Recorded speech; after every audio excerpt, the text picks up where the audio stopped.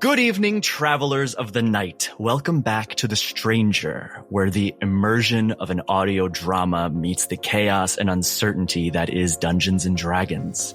Today, we are joined by Ari as Esperanza. Back from the clutches of COVID, I return. Asteria as Dr. Glass. Good morning, and in case I don't see you, good afternoon, good evening, and good night. Matt as Inquisitor Nihilus von Stonen. May the light of truth and warmth open our hearts to new episodes every week. Join us now. That's my job. And Shane as Trevor. The not-too-bright, blighted delight who's spoiling for a fight. Today we are also joined by Katie from the Dark Nexus Podcast. How am I supposed to compete with those introductions? Now, if you aren't already familiar, the Dark Nexus Podcast is a Pathfinder Strange Eons actual play audio drama made by Plug and Hum Productions. I understand that they're currently wrapping up Act 2 of their show in the spring, and it's the perfect time to start catching up for Act 3. Stick around after today's episode, and we'll play a trailer for their show. Without further ado, let's get into today's session.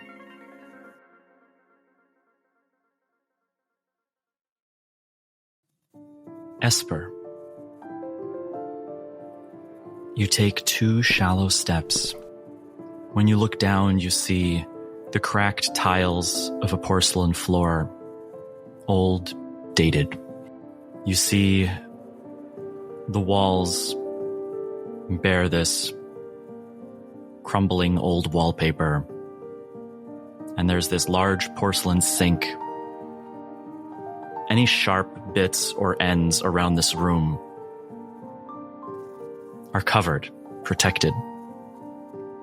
Do you recognize rooms like this? This is a bathroom you'd find in an asylum. You've seen these many times, but when you look down, you don't see yourself. And as 2 more steps are taken towards the mirror, Katie, please describe Jane. Jane is on the smaller side of medium height. She's slender, but in a worn way. This is a woman who has worked hard her whole life, physically, mentally, emotionally. She's got drawn features.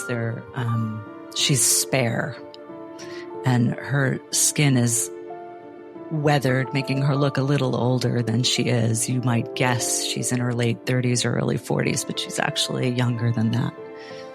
She has long, very dark auburn hair, straight, and mossy green eyes that glow a little from within. Esper, you realize you're not in control. And just for the fun of it, let's say that if you would like to, you can intervene once. You can give a message, though that message won't convey with words, it'll be as a feeling. And Jane, you're expected. You're expected to leave this room. You're expected to carry on towards the mess hall, and you're being escorted. The man outside is not one who feels safe in this environment. His name is Ephraim Hawthorne. He's one of the attendings of this hospital, and you remember the first time you met him standing beside Dr. Faust, the one who writes your prescriptions. He made you uncomfortable from the first time you saw him. He has these sharp features, this large, imposing jawline.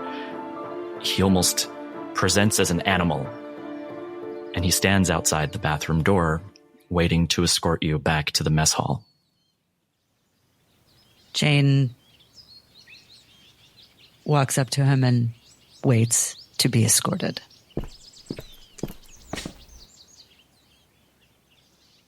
Let's go. And he starts ahead of you, but you can almost always feel his gaze out of the corner of his eye, keeping an eye on you as you walk through these halls, the sounds of various rooms and patients to the left and to the right of you. As you enter into the mess hall, and there standing at a small folding table in the corner, you see Dr. Faust with these small paper cups. Go ahead. You've got a new medication today. What is it? You know not to ask me. I'm not your doctor. Could I ask, is it yellow? It is, though they come in a pill form, whatever this is, in this small paper cup. Jane steps forward and approaches the table with the medicine and the doctor. Hey, Jane. How are you today? Feeling okay? I'm fine. Why new meds? The attendings have been telling us that you're presenting some strange symptoms. And I wanted to get ahead of the curve. You haven't seen them yourself? I already have a good idea.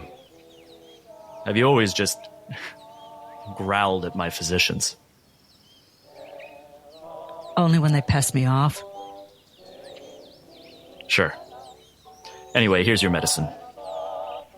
Pushes it forward on the table. Do I know, am I expected to take it in front of him or take it and leave? Take it and leave. Though there's always those attendings around the room, keeping an eye on everybody. It's no guarantee that they'll catch somebody trying to skip on it. Well, I'm certainly going to try to skip on it. Jane will bide her time. She's very good at that. She will watch them all. She will wait for the moment to make them disappear. As you look towards your table in the corner, keeping the pills in your hand, waiting for the right moment, you see one of the patients, one of the newer ones, who you really haven't had a chance to introduce themselves, is sitting at that table and glances back at you occasionally, as if they're waiting for you. I go to that table. Are you Jane? Who are you? I don't remember. But I want you to tell me what's in this. The others told me you could. And she pushes her paper cup towards you. All right. Jane closes her eyes, mutters something under her breath, holds her hands under the table. When she opens them, that glow that Esper saw in the reflection of the mirror is a little bit brighter, a little bit colder, as she casts Detect Poison and Disease. Whenever you cast this, it's not like you get a list of ingredients, but Right. you feel maybe a latent effect. And in this case, you start to forget why you're holding this cup and what you're doing, and it snaps back in a moment, and you realize these pills, which interestingly look very similar to some of those in your cup, have an effect on memory. What is it? What do you know? Don't take them if you don't have to. They'll make you forget. And you don't want to forget. Okay. While this spell is active, She'll continue this conversation, but she will also look around the room at other people to see if there are changes, to see if there's anything new, to see if anyone's gotten sick. Just with your passive perception, which is quite high, you sometimes might feel like you have a sense for these things. You don't always have to look to observe. Sometimes the observing comes first, and then you look to see what it was. And there's been a feeling in this room lately. A calmness that is unfamiliar to this place. You see, these pills are in the hands of many of those here, and there is this absentness to personality, to people, and somehow a room filled with people feels empty. Jane lets that hit her square in the chest for a moment and feel her way through that. Don't take them if you can. All right. And she takes the cup back, and you see as she tilts the cup to the side and tries to grab some of the pills in her other hand before taking the cup and swigging what you know to be an empty cup. Swallow. She puts it down. She stands up and looks around the room as an attending looks her in the eye. And she nods before walking away. You still have your cup in your hand. Mm-hmm. Still waiting for that moment of distraction. But what am I wearing? It's a sheer cloth robe that covers everything down to the floor with these little hospital dots on it. It's very clinical. Is there a seam or a lining that she could have poked a hole through in order to stash her meds? Rather than dropping them on the floor or leaving them somewhere where they could be found. Interesting. It ties in the back where there's this seam. It's very much a hospital gown. But there's a pocket there, and I assume you would have made a hole in that pocket. Mm-hmm. And so as you sit in your chair, why don't you roll for me a sleight of hand check? Don't mess this up. Not very good, I'm afraid. That's a 6. As you sit in the chair, following the same motion of trying to absolve the cup from the pills, moving your hand down beneath the table. Should I describe first, or do you want to interrupt first, Ari? I would like to interrupt first. Okay. The feeling that is going to come through is one essentially born out of a need of survival. And survival is not necessarily to fight through things physically, but to maintain yourself in the eyes of others. So it is, though Esper cannot say it, it is the feeling of frantically thinking of a way to justify what just happened that won't get you into trouble. And do you have that way that you can convey in this moment? What she can do to prevent getting into trouble? It gets slow for a moment. And Jane, you feel as if an old friend was with you for a second. It's just a presence, nothing more. And I imagine part of this, Esper, is there is a bit of a warning. And as you grab these pills and start moving them towards the table, you see out of the corner of your eye 2 of the attendings looking directly at you. Jane drops the pills on the table as if they've fumbled out of her hand. Let me help you with that. And neither of the attendings come, but Dr. Faust does. And he walks up to the table. Are you feeling okay, Jane? I've never seen you so clumsy. Not sleeping well. I sleep, but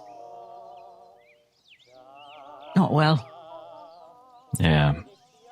Why don't you take this as well? And he reaches into his doctor's jacket pocket and pulls out a yellow vial. Esper, you know this to be slow ether.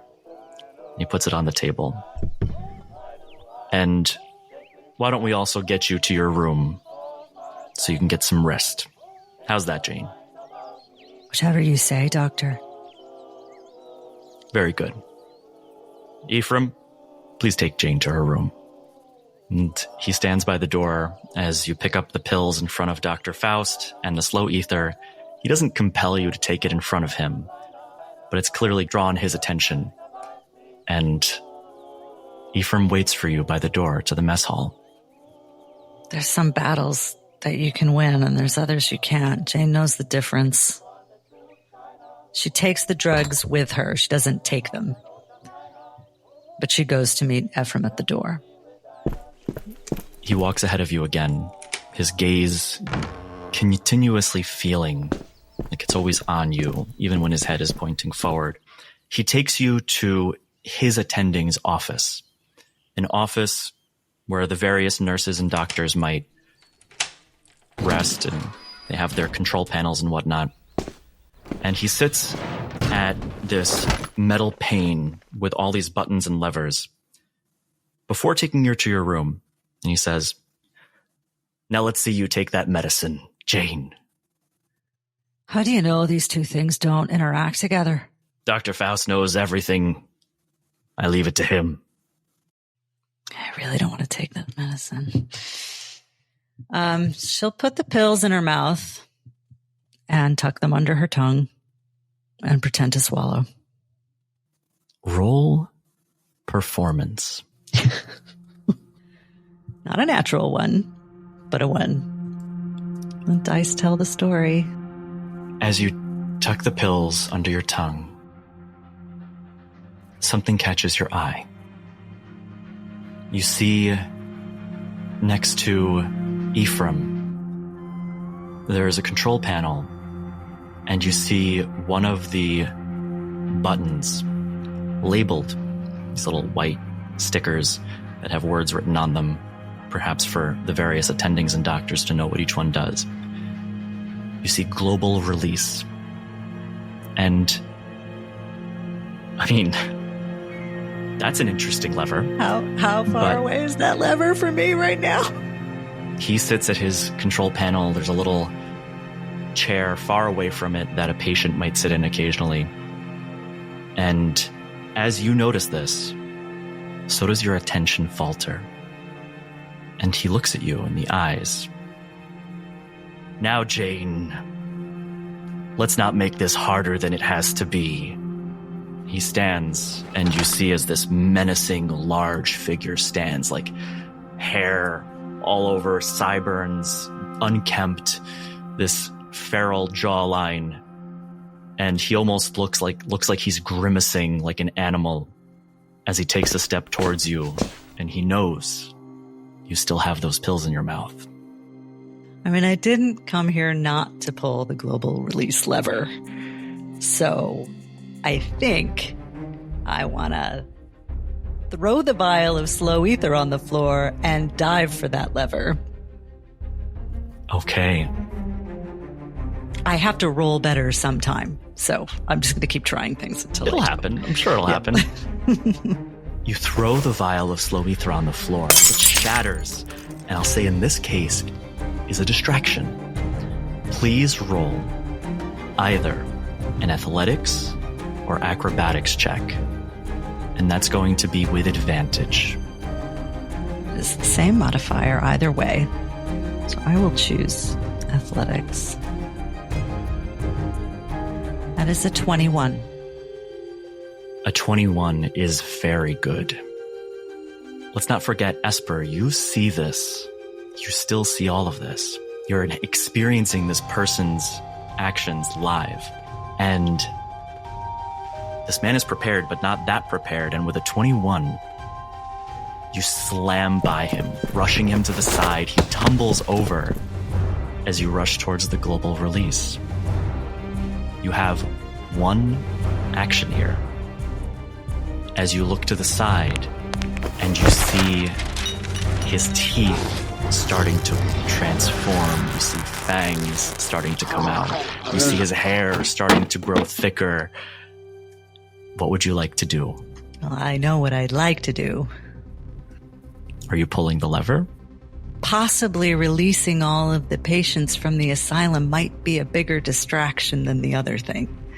So I am pulling that lever, for sure. And it was nice knowing all of you. The lever is pulled, and the alarms to the asylum start blaring. They are discomforting and loud, and they shake your brain in your skull with how alarming they are. You hear the release of latches all the way throughout the asylum, and the few straggling attendings who were just sitting around here jump to action. And in this moment, you notice something.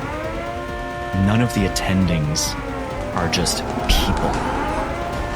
They jump with this unnatural athleticism. They sprint for the door at 2 or 3 times the speed. And this man, Ephraim, he transforms before your eyes into this grotesque, wolf-like form. Half human, but with these uncanny features. None of them seem natural. And he rushes at you. Please roll an athletics check.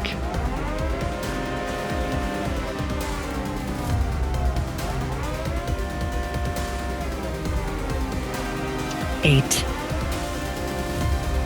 It's astonishing how quickly he does this, grabbing you by the shoulders, throwing you to the ground. You feel your head slam against the floor, and even you, Esper, at this point feel disoriented as everything, there's double and triple of the light fixtures in the ceiling. And the moment you come to, Jane, you're in a white vest. And he's not a wolf, he is a man. And he's standing... Wait a minute. He's upside down. No. No. You're upside down. As you feel you're strapped completely, hanging upside down in your room. Now, Jane, that wasn't very kind of you. We've never been known for being particularly kind. Dr. Faust is working on a new prescription for you, given your frequent outbursts. Until then, you're going to be here. Let's hope you survive being hung like this. Trust me, my fingers are crossed. And as he steps out of the room and closes the door with a small glass window, the alarms are no longer blaring. Time has seemed to have skipped here for you. But you see a gurney being wheeled through the hallways with Esper's character, a petite, unconscious figure, and several other people who you've never seen before. But walking along with them is Dr. Faust, and you have a perfect view of the room from yours, albeit upside down. But then again, with the observant feet, you would be able to read all the lips in the room as well. I don't have anything better to do. Dr. Faust, standing across a bed, looks at Dr. Glass and begins. Right. I have this concoction of pills that will keep Esper feeling better for a short while. And whatever has her unconscious, it'll wake her up.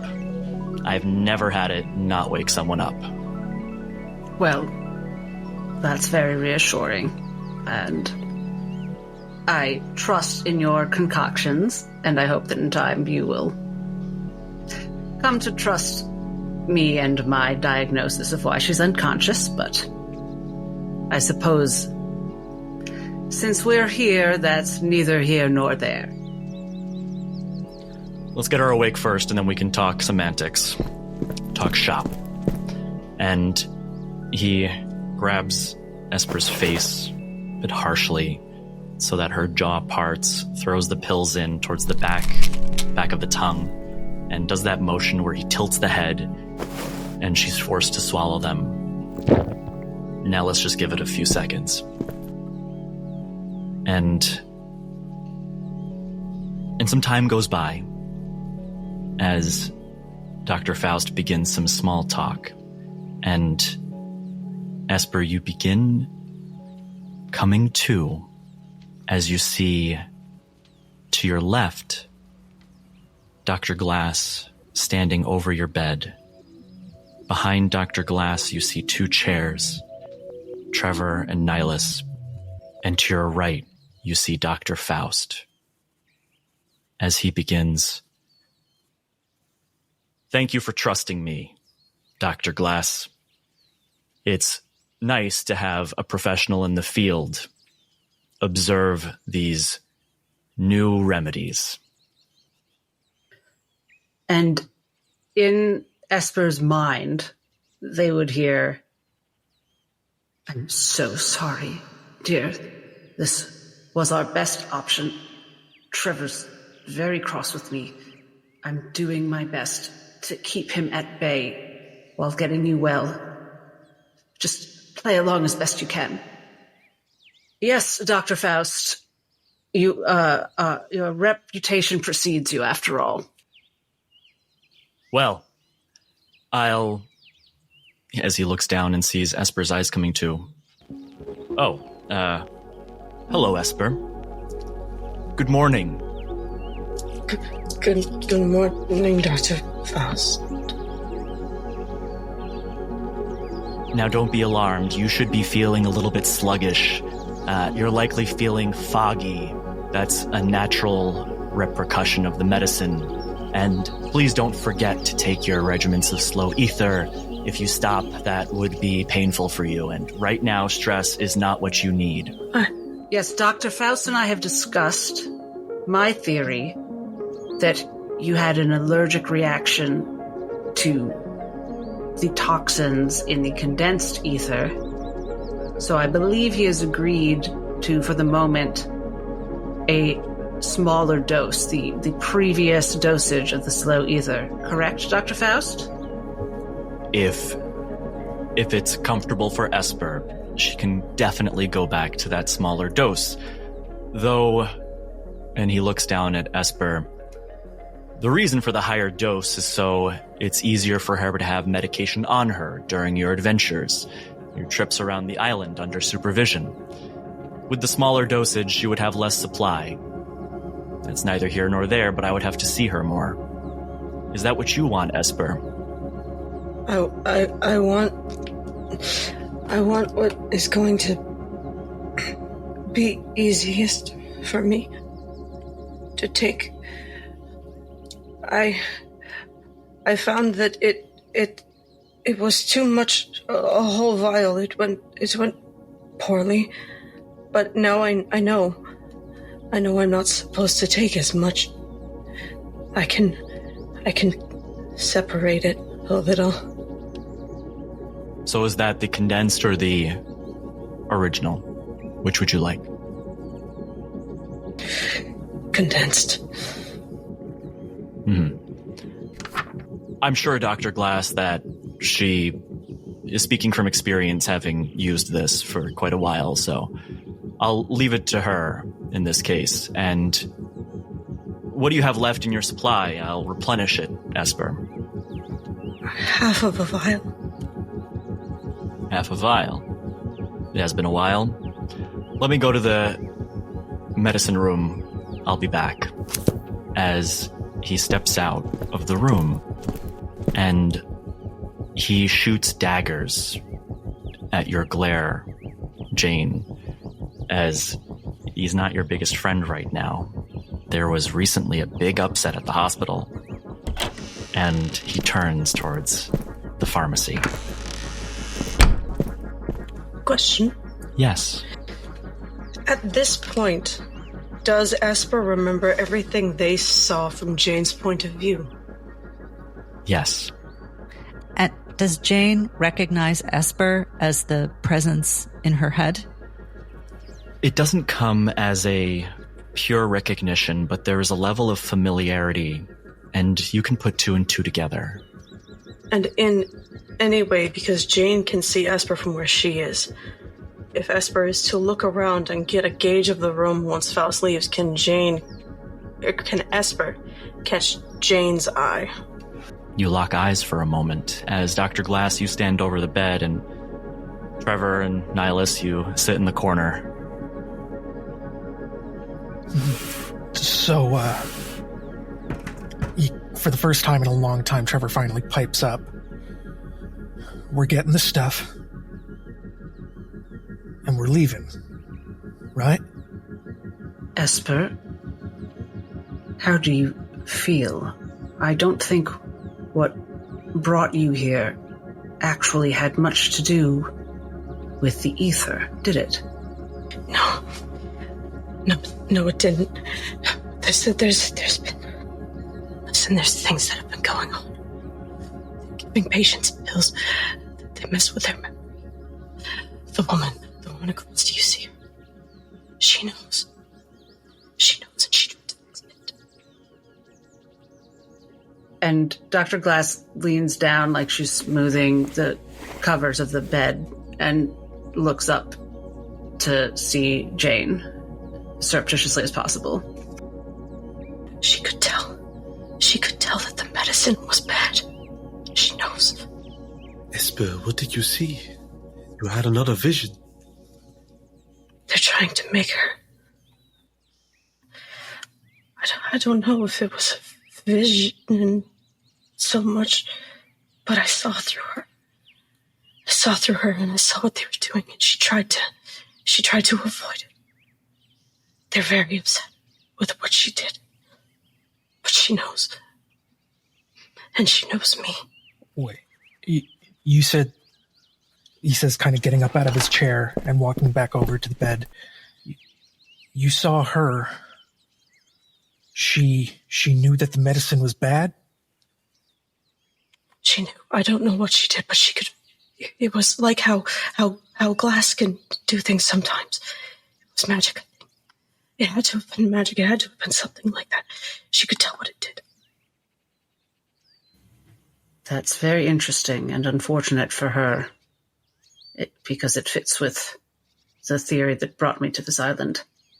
Wes, remind me how we see Jane, like, up her face upside down in a window and a door across the hall? Mm-hmm. It's this board that's been inverted that she is in a straitjacket tied to upside down. She has a muzzle on with these bars, presumably to prevent biting because she could speak still through it. But she's behind a door, right? Yes. She is also nodding appropriately with your conversation. So I realize that you understand here. And she's probably less than 30 feet away, right? Certainly. Then Dr. Glass is going to take that as an invitation and speak into this stranger's mind, this straight-jacketed stranger's mind, without thought to how she will react to that. And Jane hears in her mind from a woman looking directly at her and not moving her mouth. Hello, dear. Don't be alarmed. This is not a symptom. This is a power I have. And I understand you have powers as well. I am a doctor, and I want you to know that I believe you. You can speak back to me this way, if you'd like. This is strange. A little bit rude. But I suppose beggars can't be choosers at the moment, can they? Welcome to my week. Esper? That's Esper? You called her? Yes, that's right. She's right. They're giving the patients medicine that makes them forget. Now, I have medicine as a skill. I probably should have made the check before, but having seen the pills that they were given, is there any way? I mean, my thing is more herbal remedies and different kinds of healing, but I do have alchemy and things like that. Is there any way that I could, combined with the having detected, make a check on for more detail about what they might be giving them? Us. Go ahead and roll a medicine check.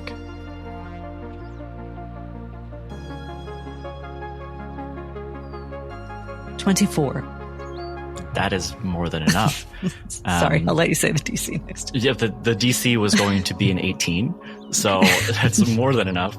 And, you know, at a place like this, it's always a cocktail of various drugs, but you, of all people here, have a knack for getting a sense for what they might be, or at least how dangerous they might be. And originally, they would suppress some connection to something in the back of the head that permitted special people to do special things. In your case, they prevented you from doing special things. But there have been a string of accidents and most recently a series of escaped rooms that had to be regathered, extending a lot of resources of the hospital. And you've noticed in the past several weeks that the medicines being given are harsh. They even smell a bit off and rotten. And besides memory going, you've noticed that they seem to be damaging. They seem to be a little bit more permanent than the old medicine used to be. Jane will relay all of that to Dr. Glass. And as far as my own physical state and state of medication at the moment, how limited am I? It has been a little while since you had that dose of medicine, but you don't know how long. Mm-hmm. I would say, for the moment, you would be very limited, only to those most precious core abilities that you might have. But you also feel in this state, being tied up, medicine hasn't been the priority, and it's fading slowly. You feel a coming back. It's coming back to me now. If you can help me not take another dose. If there's anything you can do. Do you know when you're due for another dose? I just woke up. I can't do most things now, but hasn't been too recent. I will see what I can do. We have to be very careful. I understand. Do you know what all of your... There are a lot of ways to be the kind of special that gets you sent here, and... I wasn't sent here. Oh. I came here to meet someone. He never arrived. And they took me in anyway. Against my will. But I wasn't sent here. Came here for answers. Who did you come here to meet? A man by the name of Abelard. Abelard Cook. He said he could help me. I suppose you don't dream, do you, miss? There was a time when you did dream, but especially since being here on the island, it's been less frequent. Though the dreams you had, especially being here, were interspersed with tension, stress. They felt like it was you, but it wasn't you. You recall being in a cave in one of them. You recall being riddled with drugs around you. You also recall being powerful and amazing in many different ways, but they all just were fleeting in the distance, and when you woke up, you were always just you here. At this moment, Dr. Faust, stepping confidently down the hall, opens the door. All right, I've got 6 doses. That's all I've got left. You'll have to come back for more after you're done with these. And he hands you a bandolier of slow ether, yellow. Thank you, Dr. Faust. Dr. Faust, don't you think it's wise if... And she takes a deep breath. Perhaps she should remain under observation for the first dose or 2, so we're sure they don't have another allergic reaction, and that they understand the rate at which to administer the higher concentration. Sure. I had regulated it fairly well when we were out before. So, once. Well, clearly not well enough. I think we can agree to that. He looks towards Dr. Glass. And you and I, Dr. Faust, should have a sit-down. We had mentioned that we both had research that the other was interested in. Let's put our heads together, don't you think? Have some tea? He smiles with this, confused confidence. Yes, I think that would be appropriate. Let's get somebody to observe the next dose, and we can go have a meeting. He steps towards the door and opens it. He looks again Jane in the eye as he turns to the left. Ephraim!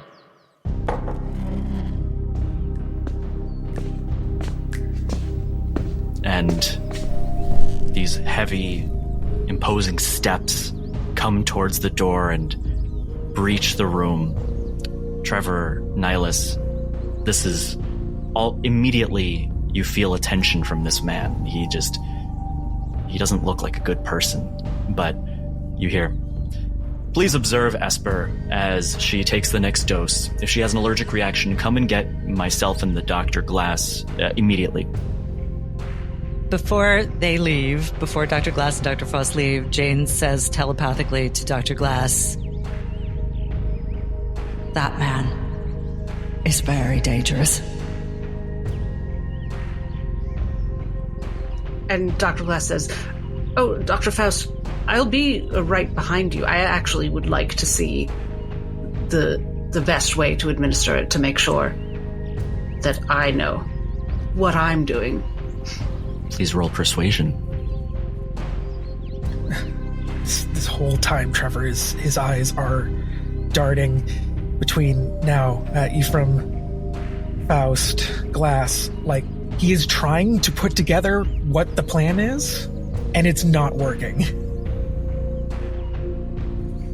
Nihilus moved closer, got up from the seat next to Esper, put his hand on their shoulder, and to his own mind, he started to say a thoughtful gesture of a prayer. That's a 14 persuasion. Okay. Sure. Why don't we all observe?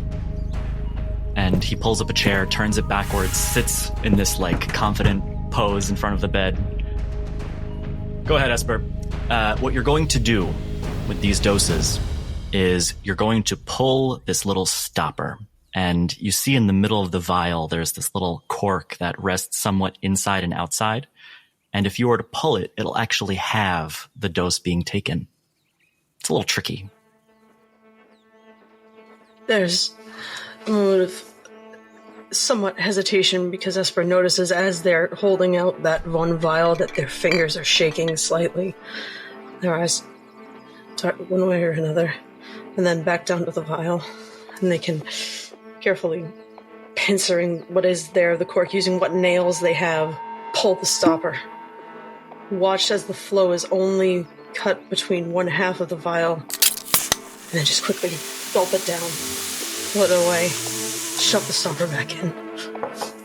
And wait for a few seconds. Let it sink down through their throat. The breathing, the way that their chest moves out and in just gradually begins to slow. But their eyes are still moving, clocking everything in the room going on, but seeming to avoid Faust the most. As you take this dose, the shadow behind Dr. Faust that he casts on the wall,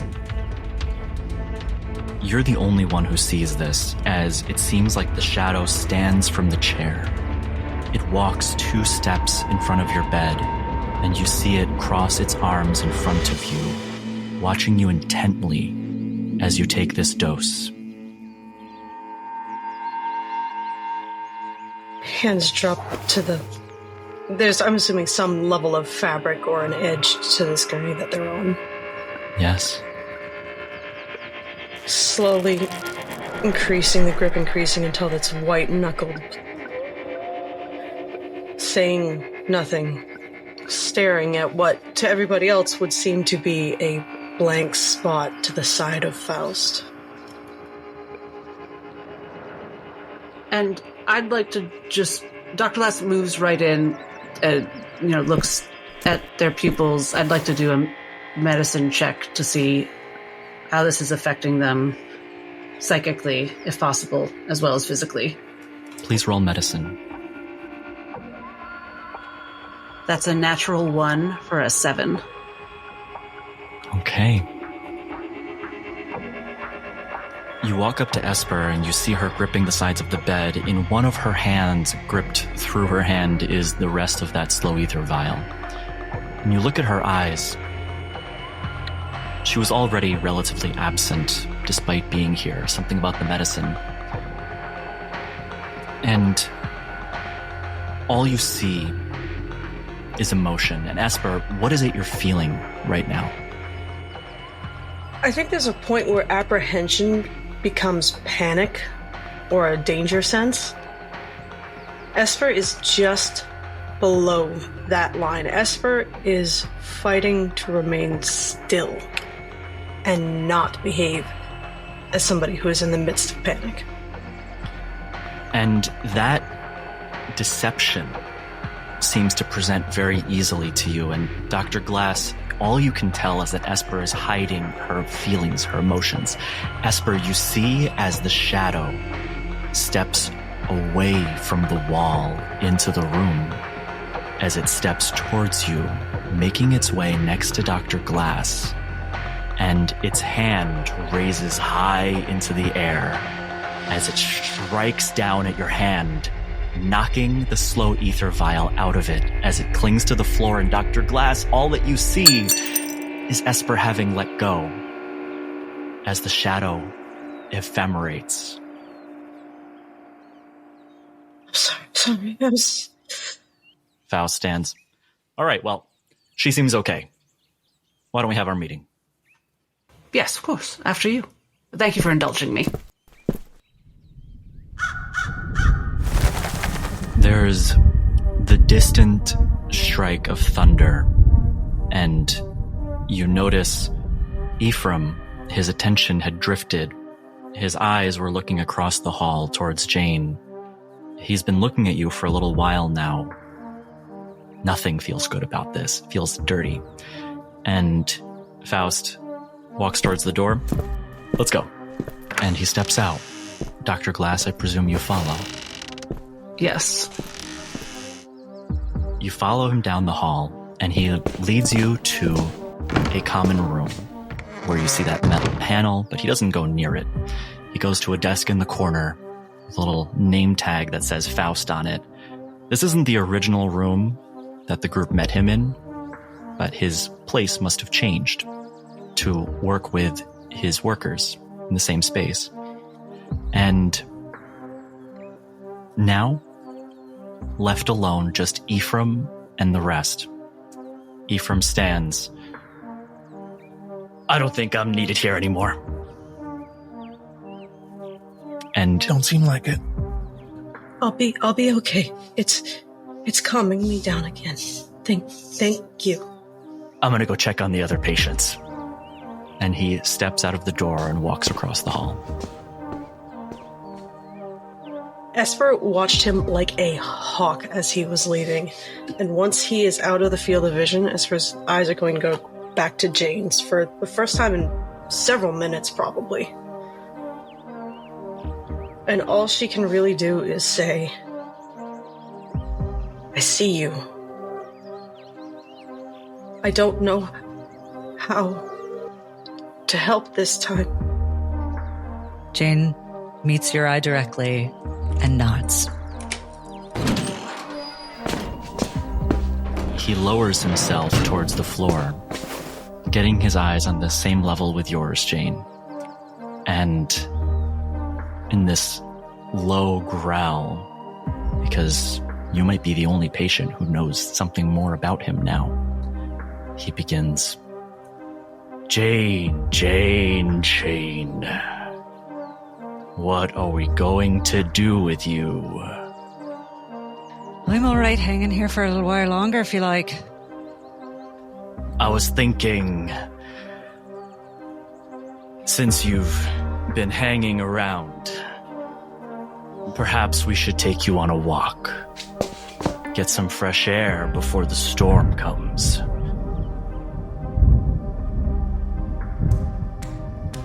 So just check in. Can Nihilus, who's actively trying to listen in, hear this? You can give me a perception check. It would be a DC of 20 between 2 doors, a hallway, without an observant feat. Can I petition for Nihilus reactionarily, seeing how difficult or challenging it is in order to listen in to the conversation from this distance, he tried to channel his extra oomph with guidance. Yes, you can give yourself guidance. As he focuses on his holy emblem on his neck, and he'll cast guidance and try to listen in to the best of his ability with a perception check of 15. He is crouched down, and his voice already low because he is speaking directly to Jane, and in a menacing way at that. All you can see is that there's an interaction happening. Trevor, who really hasn't built any connection across the room, is still leaned over Esper's bed now that Ephraim has left. He goes, I don't know what's going on here. So, Esper, I know you're a little out of sorts. You reached out to her? What is going on? Esper's going to reach over now that there's... I'm going to say the word room. In the room, there's space for her to operate, but it's mostly a mental thing. She's going to reach out. She's going to cling on to Trevor's forearm for a moment. I'm okay. I will be okay for now. But I don't know how I made it, but I know her. She knows what they're doing. She just knows, and they're not happy with her. And whatever that doctor, the one that was just with us, he knows too. He's not normal. He's not a normal person, Trevor. Most of them aren't normal people. Hearing that, Trevor immediately gets up from his hunch over the bed and looks across. You said that we could see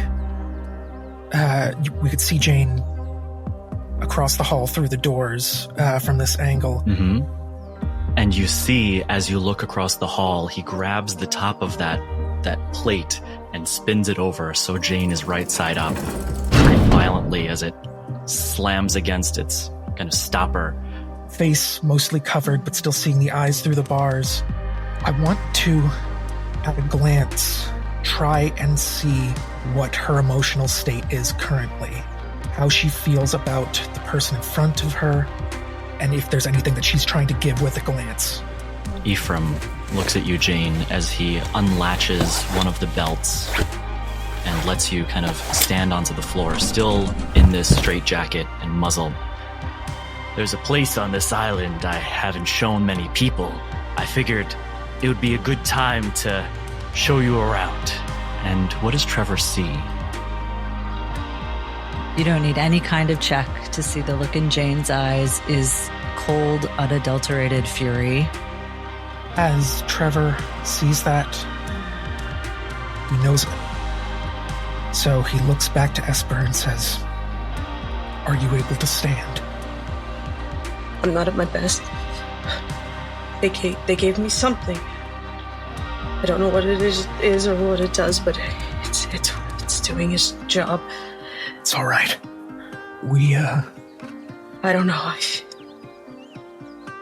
It's okay. We are, I think we need to get out of here. I don't disagree with you, but her eyes flicker across to the other room. And you see as Ephraim grabs onto the middle of that straitjacket and pulls Jane forward a few steps towards the hallway as he begins walking out of the room.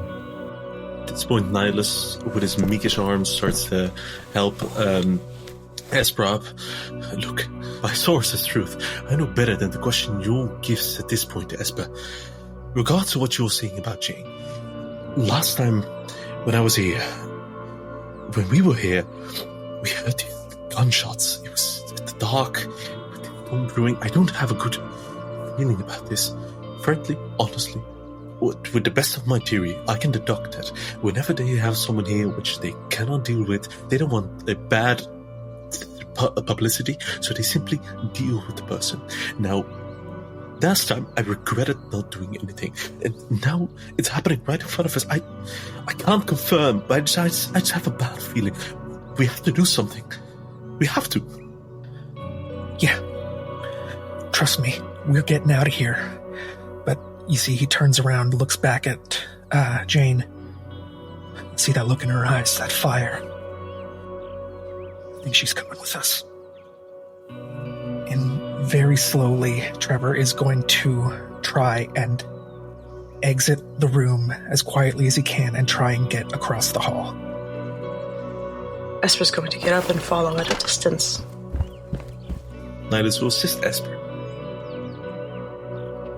You stand, and you see as Ephraim, stepping out of the room, turns the corner towards the door to this wing of the asylum, and you quietly walk across your room. Opening the door and looking out into the hall, you see his back just crest the exit to the asylum as you follow along. What are you doing? Nihilus, realizing the struggle in Trevor's eyes, he's seen fury of this kind before. He will simply, from his own pouch and satchel, he will hand him his own dagger without saying a word. He just gives a nod. The manly nod. Mm-hmm. He is going to very slowly, with the dagger held in his hand, start to enter into the room, and he is going to try and get the jump on this guy. He's only ever been told that he's different, but man's a man, right? He's going to try and get him in the back of the neck with this dagger. You step out of the asylum room and into the hall, and one silent step at a time, you make your way to the front door, where you see Jane and Ephraim walking through the courtyard. You can see in the back of Ephraim's pants, something is tucked. Its silhouette visible in the wind gusts that shimmer at his clothes. And please roll, everybody who's here, a stealth check. Ooh.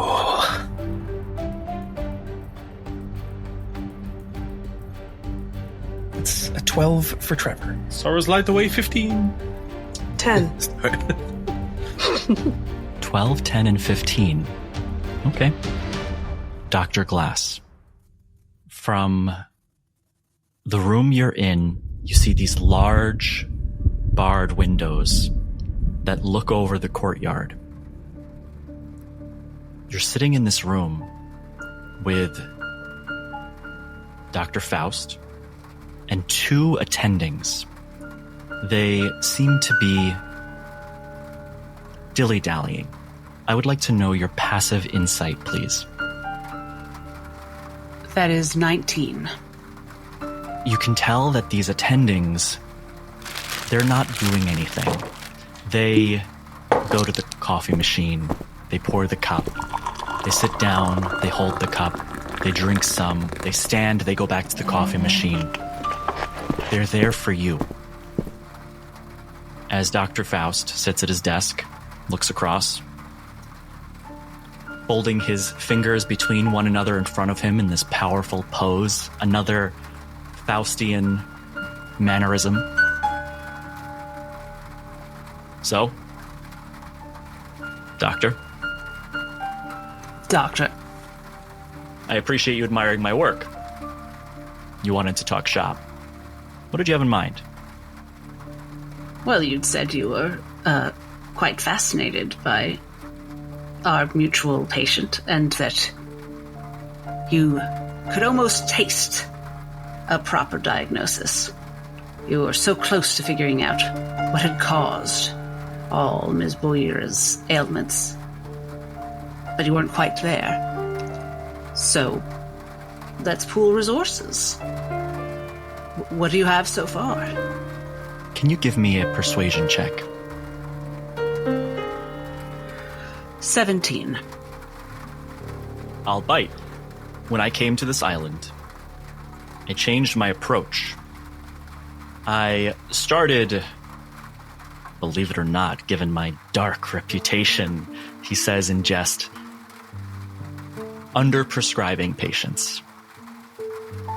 Nothing new, but I noticed here, on this island, symptoms began presenting from patients who I saw back on the mainland in Sablemere on their own. Now I've had to manage those symptoms. Some of them can be concerning or dangerous, but I was able to make quite the headway. In fact, some of my attendings used to be patients of mine with a full recovery. Let me make sure I understand. So you had seen in Sablemere symptoms as part of a cluster or disorder, but here the symptoms popped up individually without a pattern? I would say more like manifested. The small symptoms that I saw over in Sablemere grew. There's something about this island, and of course, I have to manage the patient. And my responsibility, when they're done being treated here, is to let them back into the world to be safe and stable. And some, not all patients, have demonstrated a striking ability, once embracing their latent potential, to be stable.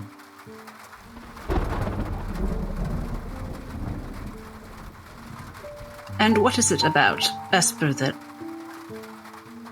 is so unusual to you, that has stuck in your mind? He stands with his arms crossed behind his back, turning his back towards you and looking towards the window. Well, Esper has similar symptoms to some of my patients. Now, they all manifest differently. Don't get me wrong, but I believe with the right medication and oversight, Esper can become much more than she is today. Look at Ephraim, for example. He was under my care for the last 10 years. And now, he lives a wonderful life, working alongside me and helping others.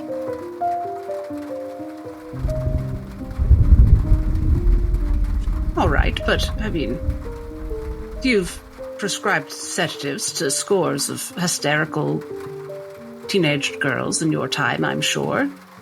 Am I wrong in thinking from what you said earlier that there's something more than that with this one?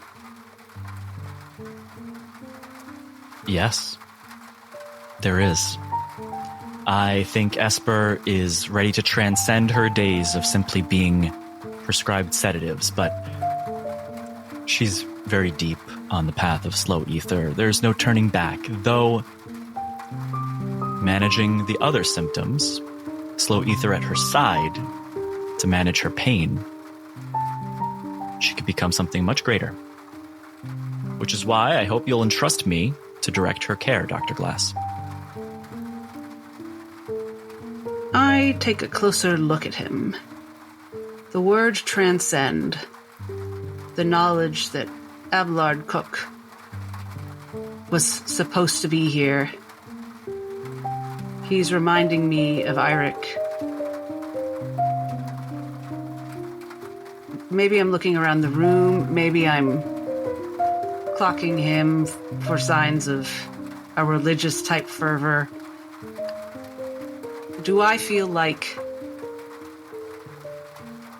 he's creating disciples in some sort of way? Whether religious or the cult of science or whatever. Please roll an active insight check. That's going to be a DC of 18.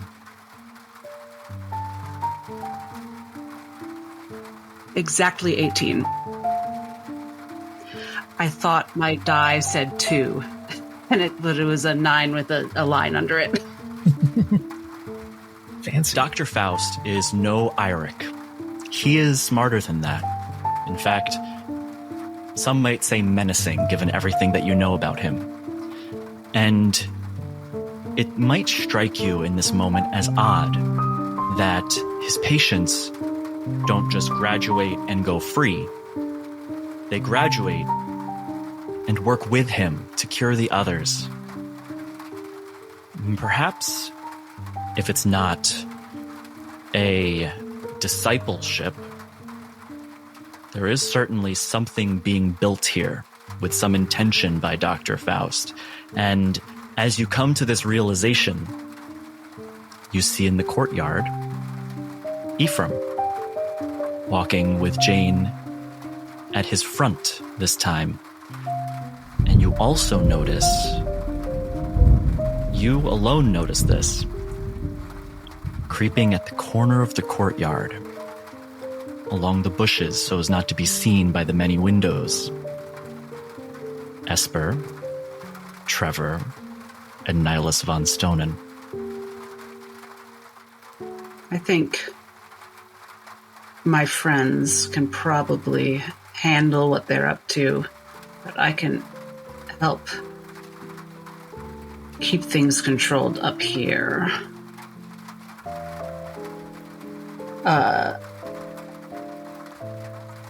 Well, Dr. Faust, that's very refreshing to hear that you are taking such a long view on the quality of life of your patients. I think you and I both know many of our colleagues are short-sighted in that regard. They don't see the potential within some of these poor, sick people.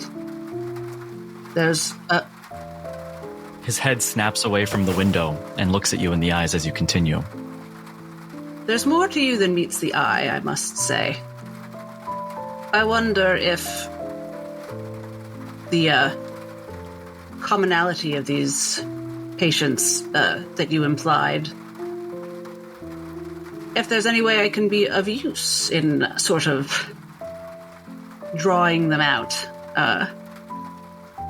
It comes as a surprise to some people in our field, but patients do like talking to me. They trust me. Especially patients who have acquired a misinformed negative view of doctors. I am often able to sort of come in as a palliative to that. If you've got any particularly difficult cases, perhaps I can soothe some of their worries. Actually, I do. A number of them. And he leans over his desk towards you. Again, keeping this imposing presence. And I feel like I can trust you, Dr. Glass. So, you should know, I don't quite like how things are run in the Citadel. They just send me these half-broken people to be cared for. Most of them beyond repair, but not all. Ugh. Such is the system, isn't it? They think that we work miracles, and then when we don't, it's our fault. Do they give us the funding that we need? Of course not. But Never. I'm sorry. Continue. Obviously, I could go on. What I'm saying is, I think it's time we began performing services for the Citadel rather than working directly for. And we grew our own influence as people who can actually change the world. That's very intriguing. I have to say, and she makes a little show, of glancing at the attendants, the orderlies, like, okay, I guess I'll say this around them. I have to say, I don't know if you followed my career much before the books and all the stuff I'm doing now. But I did have an actual respectable career before all that, and there's a reason that I left. I think you'd be very sympathetic to those reasons. People like you and me were so often treated as necessary, but not quite appreciated for what we can do to shape things. And then people just keep you down. You worked for, Dr. Moreland for a while, didn't you? I did, indeed. I left because I discovered his lack of vision, let's say. And I discovered that there were some interesting things happening on this island. You'll be thrilled to hear that Dr. Horace Moreland is out of a job. Somebody lodged a complaint into his practices, into how he staffed his faulty ethics board that had nothing to do with ethics. Yes, I was hired to chair that, and they really hated when I had anything at all to say. He turns towards the window again and begins to look out. Wait a second. I just realized something. How long has Pettifogger been on this island? And I stand up. As he turns back towards you, some say Pettifogger, he made his career on this island. He's been here for at least the last 30 years. Longer than most of us. One of the earliest doctors attending to the miners here. Then why are all those signs on Sablemere? Has he been luring people here, do you think? He does well for himself by selling his snake oil. He scaled, and now it's an export. He's a smart guy. I don't know if you know anything about Mr. Pettifogger, but... Just what everyone knows. He doesn't strike me as a tincture salesman, but he is to the world. He graduated at the top of his class. And I look for a moment in deep thought, and I tap my cane, and I stroll past him to the window, and I look out the window, and I turn around with my back to the window. He hasn't come sniffing around your patients before, Esper? I don't know. Is this the first time his name has interfered with your work? Or is it the beginning of a pattern? It's not the first time. There are some odd patients that seem to seek him, the reason for which I couldn't begin to explain. It just comes up. And as he says this, Trevor, Nihilus, and Esper, Hey. Ephraim passes the fountain in the center of the courtyard and goes towards a path that winds into the woods. It's not so dense. You can see through it, and all the way down towards the end of this path, there is an old, half-demolished building that used to stand here, but clearly on the other side of the wall that's half-standing, it would be impossible to see from the windows of the asylum. What do you do?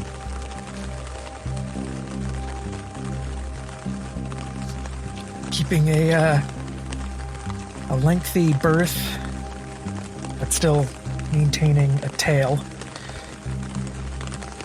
Trevor kind of whispers under his breath, "Oh, this don't look like no normal method of caring for folks, unless there's something in that guy's, in the back of his pants. I think he's carrying." It would add up with what we heard last time. It can't be a coincidence. Stand ready to act. I'm going to give a look around the woods.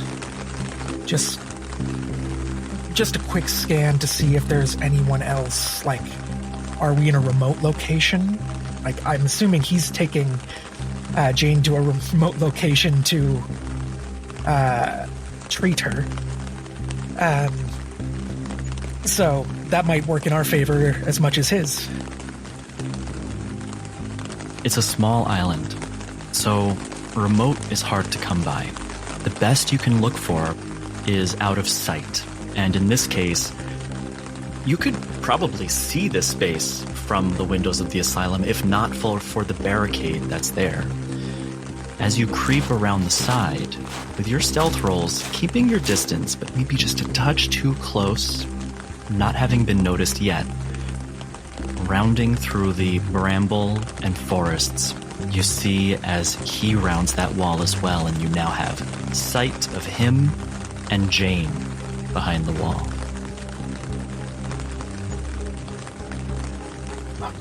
Now or never. Go. I'm going to start to, as quietly as I can, try and get the jump on him.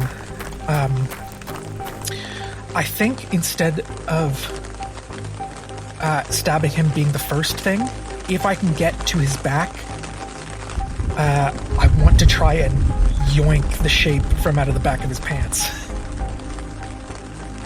So I'll say this. To get that close to him would be a stealth check. Anybody who's approaching that close would be an individual stealth check. So if you would like the highest chance of being able to get close enough to him to yank whatever's there, you'd have to approach alone.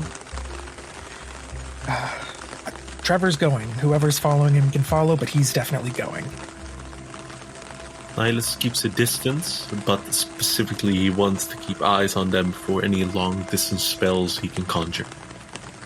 Esper will follow. She is going to be the run-up backup. Okay, that's 2 individual stealth checks. What time of day is it? It's dusk. And the DC on that stealth check, again, this is individual stealth checks, is an 18. Okay. You are getting very close to him. Pray for me, I have disadvantage. That is exactly an 18. That's a natural 1. Trevor, you take the first few steps. There's a path here, laden with pavers, stones. And carefully, rounding your foot onto each one, you move silently. And you see, as his hand begins reaching for his back, and you hear, "All right, Jane, it's time for us to have our talk." And he doesn't go for whatever's stuck in his pants in the back, but instead, he grabs a little paper cup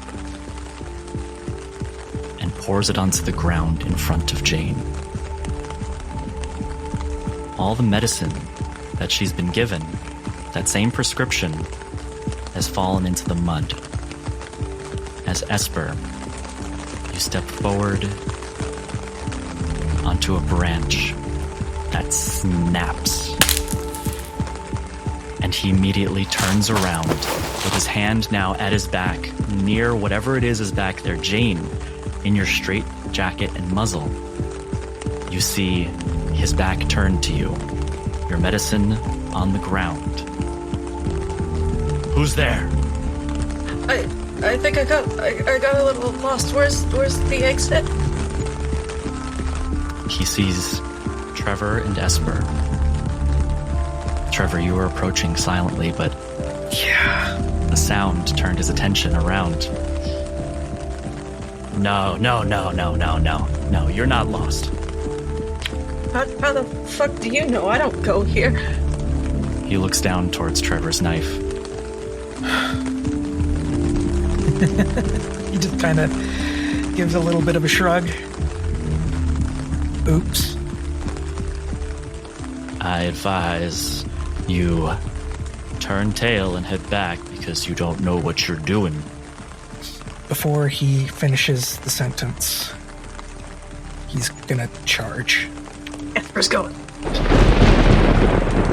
Please, everybody, roll initiative as he pulls out from his waistband a strange contraption of a weapon.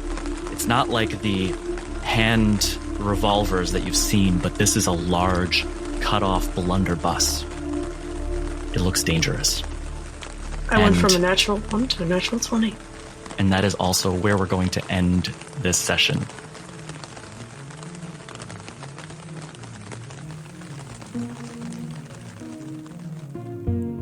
Enjoyed today's episode?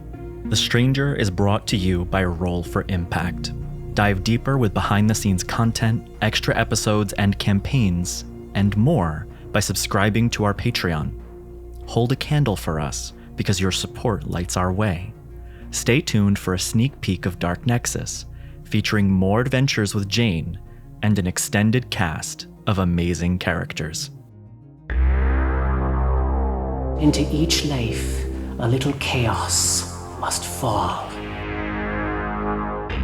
Tell me it's not starting again. See. Come out and face me. You amount to nothing if you can't remember.